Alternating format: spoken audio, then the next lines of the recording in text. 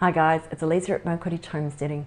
Today I'm going to be showing you how I make a mealworm house because I've got some mealworms on their way and I need to get this set up so that I can breed them. Ages ago I was inspired to start breeding mealworms by Geoff over at Brimwood farm, and then I just didn't do it. I didn't take that leap. And then 2 days ago I was watching Nat over at Living the Dream Homesteading, and they just got mealworms, and so I didn't even think about it, I just ordered some. Now in the meantime I've also been researching crickets, so when I placed my order I had to spend a certain amount, so I got crickets as well. This is a pretty simple setup and it's probably good for a beginner. We will find out. What I've got is 4 20-litre tubs, which is 5.5 gallon, and then I have a tub that's half that depth.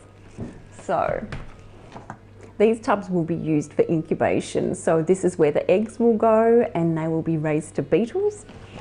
And once they're beetles, they'll go into this system.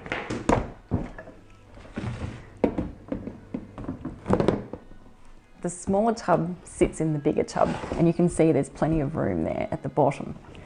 Make sure you get a tub that seals around the side because you just don't want anything crawling out. Next up, I've got 4 pieces of pine, which I'm going to make a rectangle with. And there's going to be about 1 inch around of plastic. So I'll show you what I'm doing. But first I'll nail this together. If you hammer your nails into the wood, the loose bit of wood first, get them in so they're nice and stable, then put it onto the piece that you want to join it to. That makes it a lot easier. You can see the nails just starting to poke through. So now we can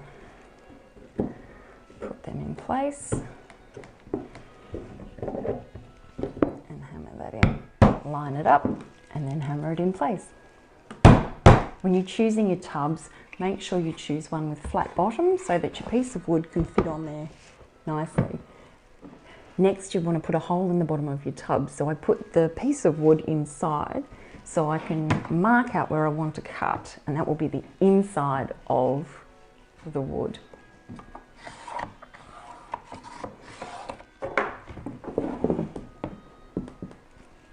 To cut my rectangle out, I've got my tub on a piece of old wood. I'm going to drill a small hole in each corner. The small holes I've used in the corners then make it easy to start using my Stanley knife or box cutter, and I have a place to start then. As you can see, the plastic is breaking off in chunks. I've removed my hacksaw blade, which is my metalwork hacksaw blade, and I'm going to see if I can saw around with this instead. And hopefully it does a better job. I have to get this done because they're on their way. They can arrive any minute.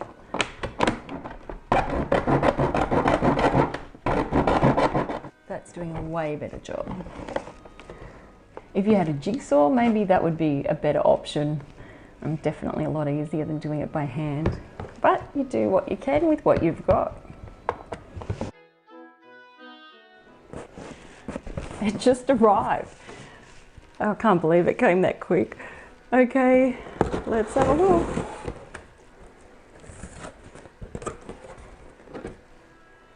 That's the crickets. My mealworms. More crickets. Over the summer we lost our 10-year-old goldfish. He was out in the pond, so since then we've actually had no fish left in there. He was our last one.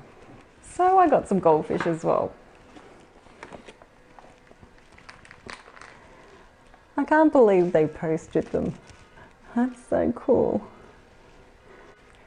The next step is to put some wire over this frame, and I'm using a soft fly wire, and I want it to go over the sides like that. So to measure it, I think I will basically just cut it out to the size of the top of the tub, and I can trim off any excess after.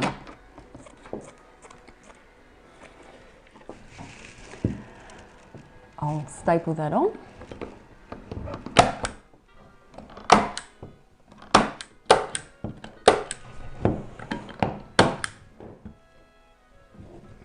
fold the corners over. I'll give that a trim.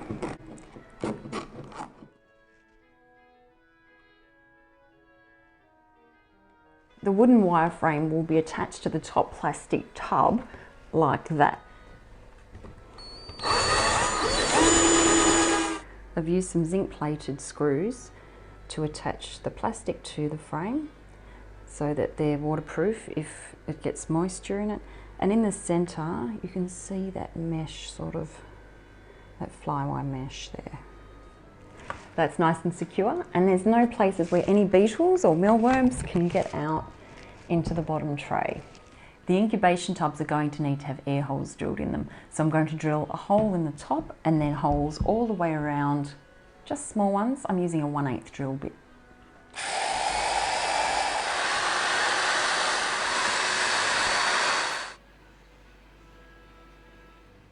How this works is you fill the bottom tub up with 1.5 inches of either Oats or bran. Now always make sure you put them in the freezer overnight first to make sure it kills off any parasites and other eggs that we don't want hatching out.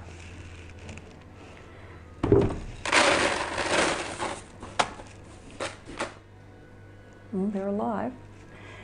And then we put the mealworms in.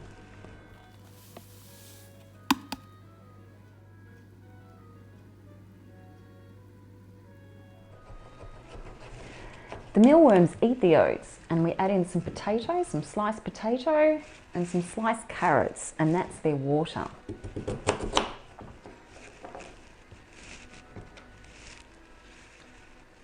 Because they've been in transit for so long, I'll just put quite a few in. I'll make sure they don't go mouldy. I'll remove them before they go mouldy and replace them with some more. And I'm going to finish it off with an egg carton so they've got somewhere to hide. The mealworms will turn into pupae, and they will stay like that for a few days to a few weeks, and I'm thinking that that's based on the temperature, but I don't know yet, not from my experience. Then when they turn into beetles, which is the step after pupae, we pop them into this top container and we add our oats. The oats sit nicely in that framed section. The beetles will go in there, dig down and lay their eggs in there, and the eggs will fall through into the bottom section. And then you have them separate to the beetles. And that's a new tub. Then they turn into the mealworms. And then you've got another mealworm raising container. This tub's now ready to raise the mealworms and turn them into beetles. All I need to do is label and date, so I can keep a record of how long it's taking for each process. I've got 3 more tubs, and I just have to drill holes around the edges and one in the lid, the same as we did with this one. And we only need 1 top tub, and we just alternate to each different tub, remembering to date each one. The beetles can lay between 250 to 500 eggs each, so we should be inundated with mealworms in no time, hopefully. And then some can go off to the chickens, and I'm even contemplating in eating some myself, but I'm not really sure I've got my head around that just yet. I'm going to do some research and see what sort of recipes I can find, because it's a good idea to be self-sufficient in as many ways as you possibly can. The goldfish bag has been sitting on the pond for a few hours so that it can acclimatise to the water, and I'm ready to release the goldfish.